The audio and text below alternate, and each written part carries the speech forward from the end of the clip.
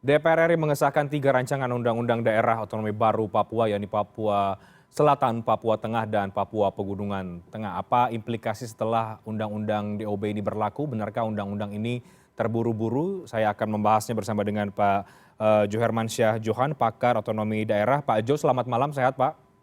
Sehat, Pak. Ya, alhamdulillah Ya, sehat Mas baik, Reinhard. Ya, baik. gimana Mas?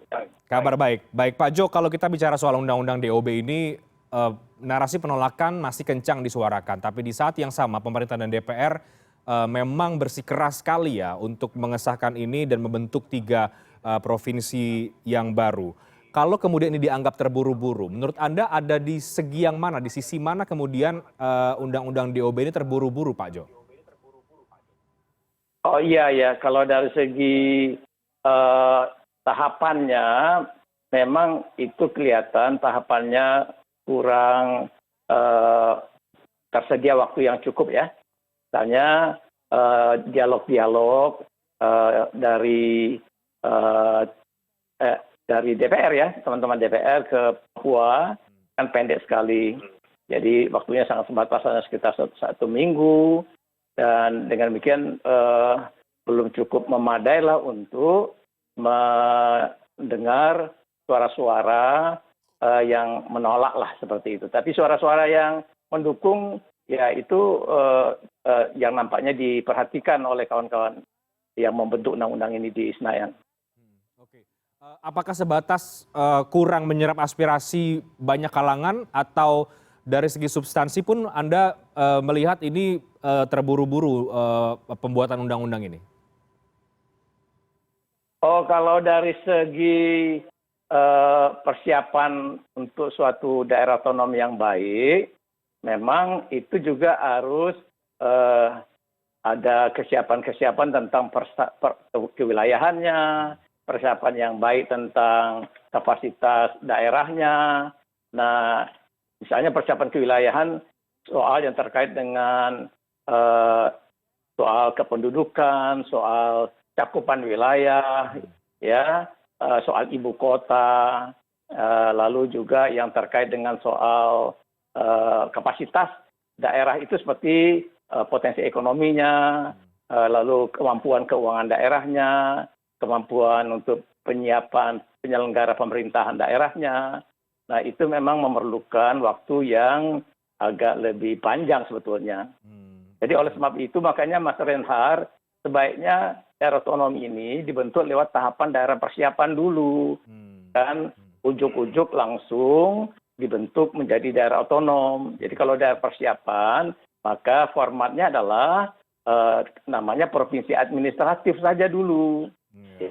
Dirampungkan dulu cakupan wilayah, dirampungkan dulu soal ibu kota, dirampungkan dulu soal batas-batas wilayah, ya, dan kesiapan-kesiapan lainnya. Dengan demikian nanti setelah beberapa tahun baru kemudian dijadikan daerah otonom baru. Sebetulnya itu yang dipakai di dalam Undang-Undang Pemda nomor 23 tahun 2014 tentang pembentukan daerah otonom. Tapi Undang-Undang Provinsi Papua yang direvisi nomor 2 tahun 2021 meniadakan tahapan daerah persiapan itu.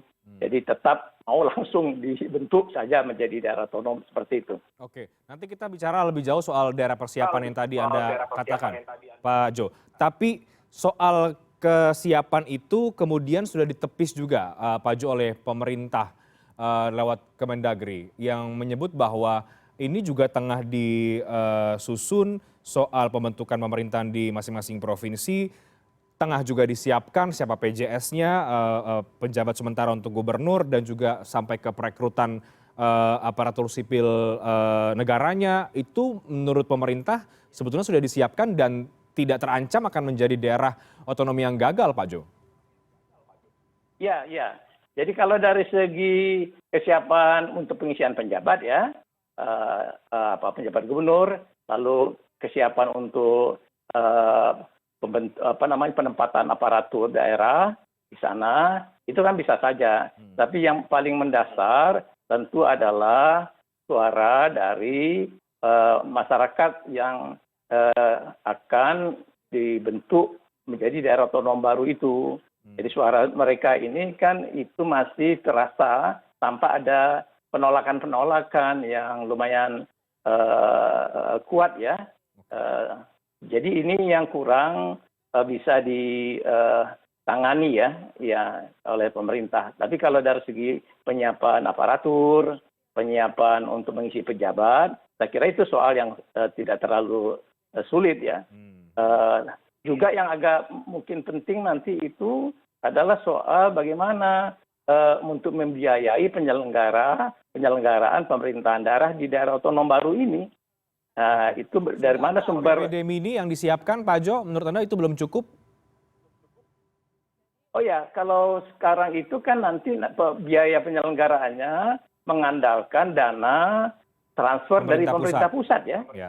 Nah, itu pun sesuai dengan kemampuan keuangan negara. Gitu ya. Dan itu kalkulasinya yang dibutuhkan per tahun untuk sebuah provinsi baru 700 miliar sampai dengan 1 triliun yang dikatakan oleh pemerintah. Ya itu dia. Jadi itu harusnya memang nanti ditransfer sesuai dengan keadaan dan kemampuan dan kebutuhan daerah otonom itu. Jangan sampai nanti terjadi gap ya. Jadi sementara pelayanan publik ketika mereka gabung dengan daerah induk berjalan dengan baik, tiba-tiba ketika dibentuk menjadi daerah otonom baru dengan pembiayaan yang terbatas misalnya, maka itu akan membuat anjloknya pelayanan publik di daerah itu, pelayanan di bidang pendidikan, pelayanan di bidang kesehatan, pelayanan terkait infrastruktur. Ini penting dicermati dengan baik gitu ya. Jadi satu T itu untuk masing-masing harusnya dilihat dengan ukuran yang dibanding dengan ketika mereka bergabung dengan provinsi daerah induk sekarang ya, Provinsi Papua namanya. Oke. Jadi soal keuangannya ini, finansialnya juga perlu dicermati ya Pak Jo oleh pemerintah ketika sudah ini akan dibentuk sebagai sebuah provinsi yang baru, dan Anda katakan ini kan masih mengandalkan dana dari pemerintah pusat. Bagaimana kemudian Anda bisa menjelaskan kalau sebetulnya kan pembentukan provinsi di Indonesia yang baru ini juga bukan satu kali ini saja, tapi sudah pernah ada provinsi-provinsi yang lain, Pak Jo? Iya. Jadi kita misalnya punya yang terakhir ini provinsi ke-33 itu Provinsi Kalimantan Utara. Ya. Nah, itu pecahan induknya dari Kalimantan Timur. Nah, jadi ketika Provinsi Kaltara dibentuk, maka dia menerima dana transfer dari pemerintah pusat, kemudian juga menerima dana bantuan keuangan dari provinsi induk ya. Dan kemudian secara bertahap baru dia bisa menggali potensi pendapatan asli daerahnya. Nah, itu kan memerlukan waktu. Sehingga dengan demikian kalau kita lihat dari segi bantuan dana ini, andai kata misalnya tidak berjalan dengan lancar, kita kan tahu sekarang keadaan kemampuan ekonomi negara kan juga berkurang ya dengan berbagai macam peristiwa-peristiwa dunia ini. Jadi itu juga harus dipastikan dan dijamin kelancaran jalannya bantuan itu. Kalau tidak, saya kira jadi nanti khawatirnya merosot pelayanan-pelayanan publik di DOB baru itu. Oke, jadi sebuah daerah otonom yang baru tidak hanya harus bisa kemudian soal finansialnya, tapi juga soal infrastruktur ya yang tadi Anda sempat katakan, bagaimana kantor-kantor pelayanan publik yang juga sebetulnya harus tersedia. Iya, harus tersedia. Iya, itu dia. Jadi kan dia harus menyediakan sarana prasarana untuk penyelenggaraan pemerintahan daerahnya. Nah, karena ada kewajiban untuk membentuk sekretariat daerah, membentuk sekretariat DPRP, MRP, lalu dinas-dinas, badan-badan. Nah, itu kan semuanya memerlukan ketersediaan ruang kantor lah, katakanlah seperti itu. Walaupun mungkin secara jadi tidak juga perlu harus dipaksakan membangun gedung-gedung baru ya, tapi bisa saja memanfaatkan fasilitas yang ada lebih dahulu dan secara bertahap nanti dibangun. Jadi saya kira itu lebih baik karena harus ada efisiensi juga. Baiknya memang daerah otonom baru ini betul-betul kalau ada pendanaan, dananya itu untuk mengangkat kesejahteraan masyarakat, mengurangi kemiskinan, meningkatkan tingkat pendidikan, mengatasi soal gizi buruk misalnya seperti itu yang masih tinggi tingkat persoalannya di Papua, meningkatkan indeks pembangunan manusia. Ya. Jadi itu gunanya dana-dana itu. Saya khawatir juga nih dana itu nanti dipakai untuk belanja-belanja, pembangunan gedung, beli-beli mobil, ya, lalu kemudian yang hal-hal yang nanti sebetulnya bisa bertahap ya. Jadi prioritas dana itu sebaiknya digunakan dana transfer pusat maupun bantuan keuangan dari provinsi untuk kepentingan pelayanan publik agar masyarakat khususnya orang asli Papua merasa langsung ada kesejahteraan barang 1 tahun, 2 tahun, 3 tahun ini begitu. Pak Ju, tapi ada tidak sih contoh bahwa DOB daerah otonom yang katakanlah gagal? Oh ya itu banyak itu ya kan dari satu kajian dulu ketika sampai 2014 ya kan pemekaran daerah ini kan moratorium nih Reinhardt, tidak ada lagi sejak 2014 stop. Nah sudah berhenti kita 8 tahun. Nah itu sebelumnya dari tahun 99 kita mulai melaksanakan pemekaran sampai 2014 itu daerah otonom baru kita itu nambah 223. Ya, jadi termasuk yang sangat tinggi. Nah, lalu biasanya pembentukan daerah otonom itu lebih memperhatikan aspek politik ketimbang aspek kemampuan teknis dalam penyelenggaraan pemerintahan. Sehingga dengan demikian berakibat kepada banyaknya daerah otonom yang gagal. Contohnya apa ini, Pak? Dulu sekitar 80% ya daerah-daerah otonom itu tidak berhasil. Dilihat dari apa? Dilihat dari kemampuan dia meningkatkan indeks pembangunan manusia, dilihat dari kemampuan dia menurunkan tingkat kemiskinan, ya, dilihat dari kemampuan daerah otonom itu untuk bisa memberikan pelayanan-pelayanan publik yang baik ya. Nah itu ada ya sekitar 80% itu ada data dulu yang menyebutkan daerah otonom baru kita itu tidak berhasil karena dibentuknya lebih pada faktor politik bukan kesiapan, kemampuan daerah otonom untuk mandiri dalam menyelenggarakan urusan pemerintahan daerahnya. Ada contoh yang konkret Pak, misalnya daerah mana yang kemudian menurut Anda itu kemudian setelah didirikan menjadi daerah otonom tapi justru tampaknya gagal? Oh itu misalnya ada kabupaten-kabupaten kecil ya, ada di luar Jawa rata-rata yang penduduknya dibentuk misalnya hanya bilangan puluhan ribu, ya saya nggak usah sebut namanya lah ya. Jadi itu puluhan ribu, sehingga nggak punya kemampuan untuk bisa menggali pendapatan dengan penduduk yang kecil itu, ya.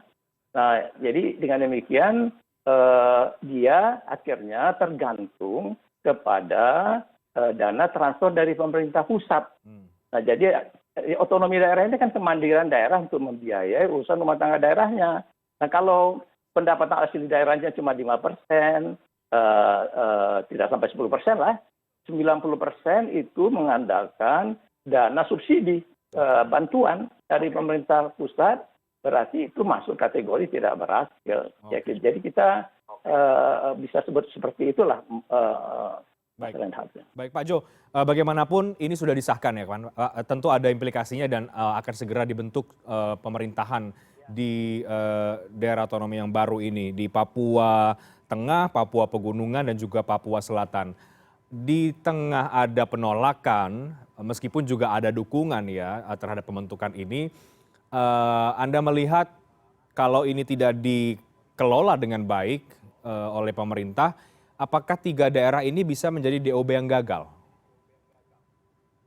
Oh iya, saya khawatir. Jadi kalau ini misalnya tidak dijaga dan dikelola dengan baik, itu bisa saja daerah otonom itu tidak bisa menjalankan fungsi-fungsi pemerintahan yang semestinya ya.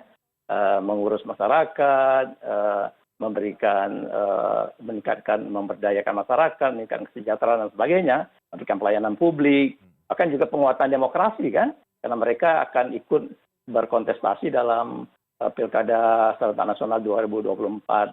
Nah, itu harus ada langkah mitigasi kebijakan menurut saya dari sekarang. Jadi untuk menyelesaikan persoalan misalnya perdebatan soal ibu kota, ada daerah yang enggan untuk masuk ke dalam cakupan satu provinsi, mereka ingin tetap bertahan di provinsi induk. Nah, lalu ada juga suara-suara yang penolakan dari kalangan Majelis Rakyat Papua, misalnya seperti itu. Ini harus ada dialog lah ya. Nah, mitigasi kebijakannya itu sebaiknya pemerintah pusat mungkin juga melibatkan kantor wakil presiden ya. Kalau saya tidak salah, kantor wakil presiden itu sekarang Wapres diserai tugas sebagai membentuk badan percepatan pembangunan Provinsi Papua ya. Nah, itu mungkin bisa lintas kementerian lembaga untuk menjaga agar dan memastikan agar berbagai macam kendala-kendala yang cukup serius tadi itu bisa diatasi oleh pusat ya. Ya kuncinya memang dialog ya. Jadi dialog ya sambil persiapan untuk mengisi pejabatnya.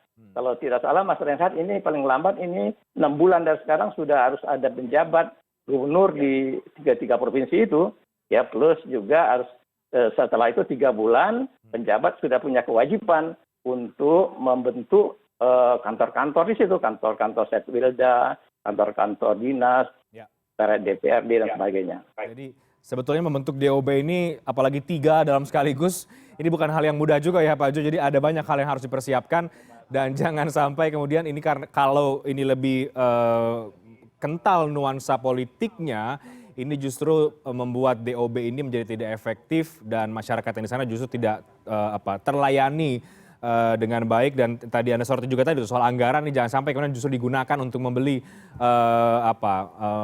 membeli kendaraan untuk kepentingan para pejabatnya saja, bukan untuk kepada masyarakat ya Pak Jo. Terima kasih, mudah-mudahan apa yang kita bahas ini bisa menjadi catatan dan juga kritik bagi pemerintah yang sudah mengesahkan undang-undang DPR, sudah undang-undang DOB di Papua ini. Terima kasih banyak Pak Johermansyah Johan sudah bergabung bersama dengan kami pada malam hari. Selamat malam.